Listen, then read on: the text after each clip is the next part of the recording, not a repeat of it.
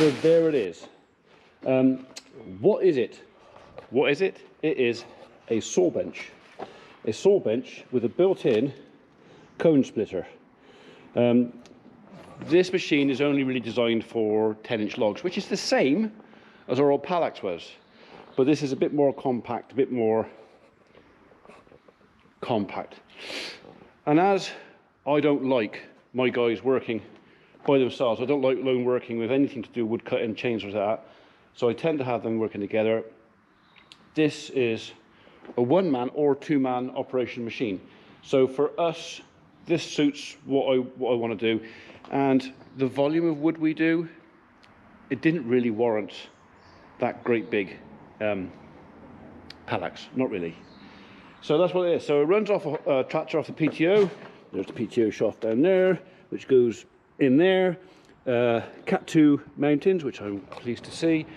It literally just sits on the back of the tractor, 540 RPM. There you go, taking the strap off now. So saw your log in there, drops into there, pick it up, put it in here, and literally all you do is shove that forward. Cone picks it up, it's grabbed in this little V here, go forward, splits the log gets chucked in the bag. That's kind of it. So we will do a full review on this. We will put it on a tractor. We'll probably have a go with it for a couple of hours first, so we're just au fait and know what we're doing. You know, once we've read all the manual, which they will have to read the manual, they'll all go, "Ooh." But yes, they have to read the manual. Even I have to read the manual. So we know how to operate this thing safely, and yeah, it's small. It's less than half the size of what we had before, but this, on the back of my tractor, will go through the door, whereas the old Palax wouldn't. Even on the skid steer on the pallet force, I had a hell of a job getting it through that door, so it tended to stay in the sheds outside. So yeah, there you go.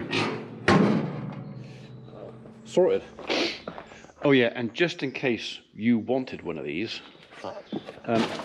that's where it came from. And I have been advised that these machines are soon to be discontinued.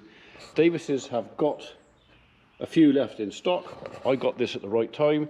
So if you want one of these, or you've been thinking about one of these, or fancy one of these, now's the time. And don't forget to tell them that Farmer P sent you, okay? Because when I want a spare blade, and maybe I can haggle a bit off. There you go.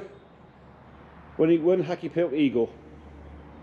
So obviously the video's called "The Eagle Has Landed." Now you know why. Because it's an eagle. Come off.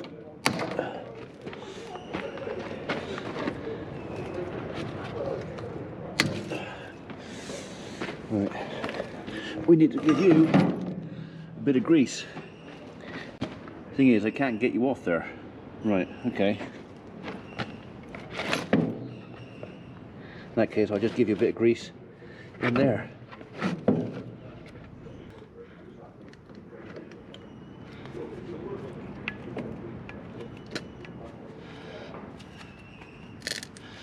That's plenty much.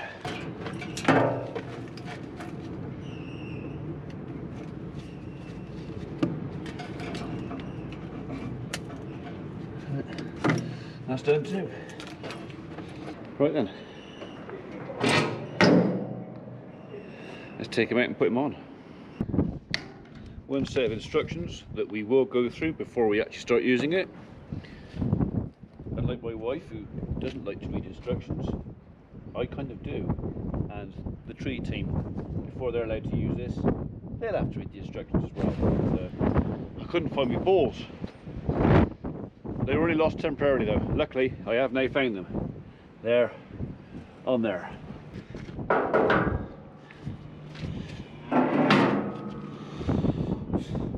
Okay, obviously I need a pin for that.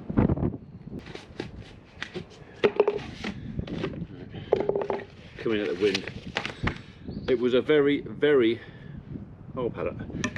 very windy and wet night last night, so the guys have been out on call out all morning, done some work for one of our local town councils, currently onto some private stuff now, removing trees that are cross roads and stuff like that. So yeah.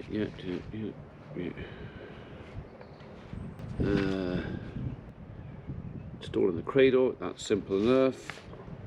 Adjusting the crosscut cradle inclination. Alright, okay, so that's down the bottom there, I understand that.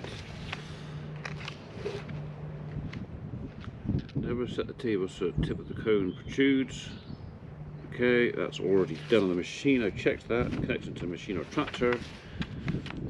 PTO shaft, look, okay.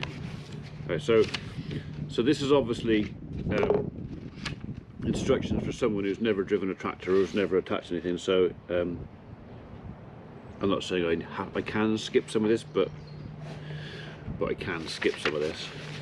Processing forward, you can... Right. Okay, well I'm going to go on and go through these, I read everything I need to run, and then we'll put it on. Test run.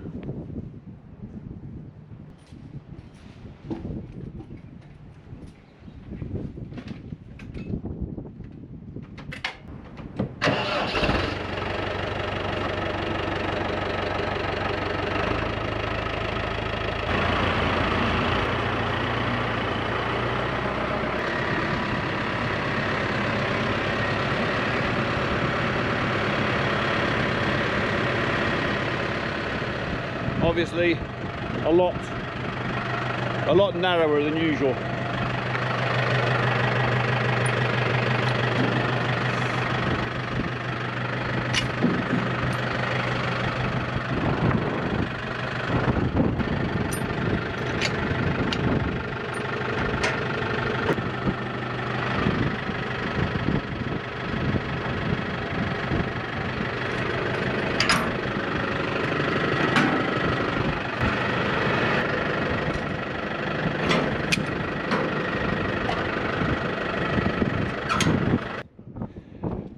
We're going to put that on there, and this,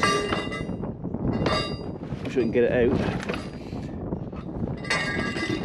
this will go in there.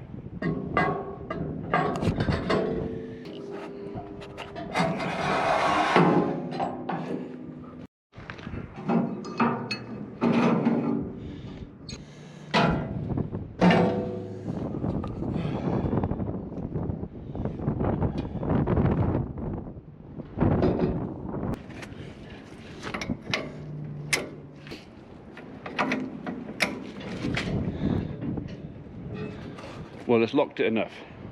Right, it's not like it's an implement in the soil. I don't mind if it's got a little bit of swing on it. That's okay. Right, prop shaft. Here comes the rain again. Right, well, back in the dray, I'm afraid. And it appears the prop shaft is probably 3 or 4 inches too long. So, looks like it's on with the overalls into the workshop and out the disc cutter. Again.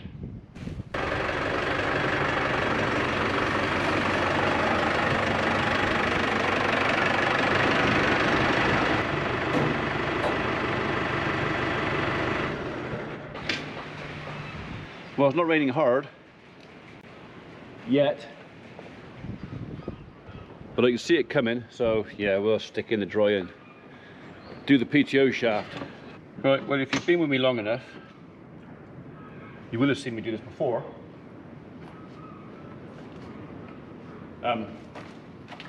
If you haven't, you're about to see me do it for the first time. So what's happened is we've mounted the Eagle saw bench onto the tractor, but the distance between the PTO drive on the gearbox of the saw bench and the PTO of the tractor is too close for this prop shaft. In other words, this prop shaft is too long. I might maybe just about squeeze it on there, but the problem we've got is when you're lifting machines up and down, the PTO shafts tend to slide in. There is enough movement in there to slide out and take up that slack. The thing is, if your PTO shaft is too short and it can't compress anymore, that's when you knacker up the splicers. So the only way you can prevent that is to shorten it, and that's what we're going to do. We're going to make this PTO shaft about 2 inches shorter. I could probably get away with 3 or maybe even 4 inches, But the way I look at it, if I can make it short enough, as long as I've got enough movement and space on that tractor, because I think that the PTO on 695, the distance between that and the machine might be a little bit longer. So I need to make sure that this PTO fits both. Anyway, first job is pull them apart and get some of that grease off. Cloth.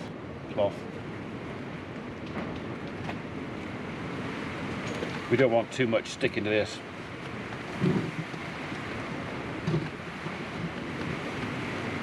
We'll re-grease it when we're done.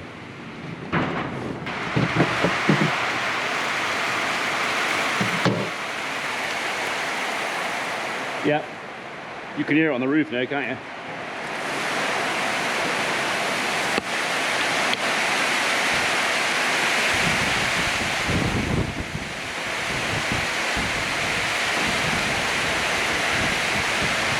You don't want to be out there.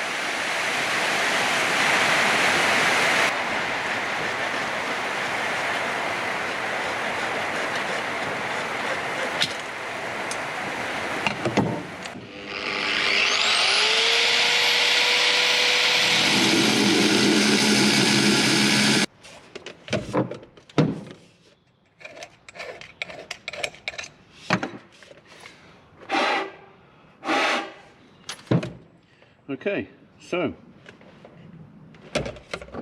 that's it. That's my 2 pieces of shaft shortened by, I didn't measure it, so by a couple of inches. Okay, so I've shortened that one a bit more than that one, but that's okay.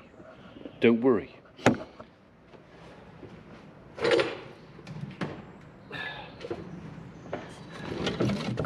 Bit of the good stuff back on there.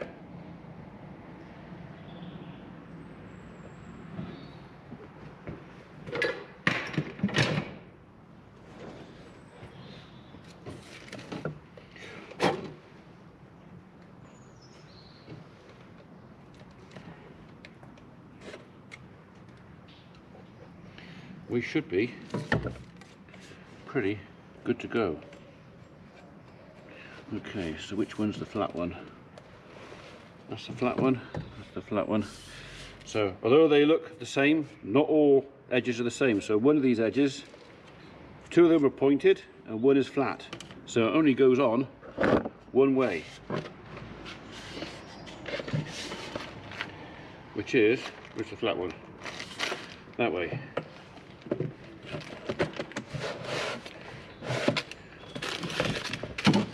Okay, that PTO shaft is officially shorter than it was. Let's go and put it on.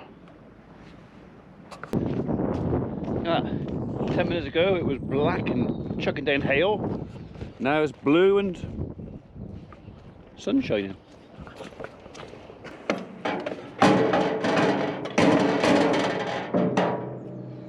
Yeah, that should give me an inch or so's movement. So hopefully we're happy with that. Right, go on there.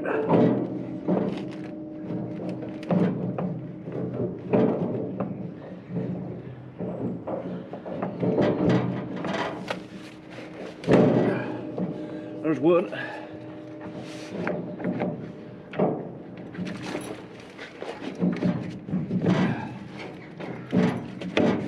There's 2. So if you look at this, I took 2 inches off there. There would have been, after a struggle of getting that on, there would have been maybe a couple of millimeters of travel. But the thing is, as you're lifting this machine up and down through the arc of the arms, there will be some movement in this, and that gives me plenty of clearance. The 2 inches gives me plenty of clearance on this machine, and hopefully enough that I could put on the 695 as well, no problems. Okay, so safety chains.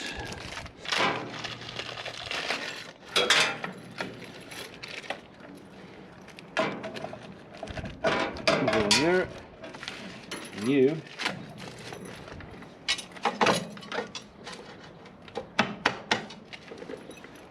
go on there. Right, we are on. Okay, should we give it a go then? I need my lid.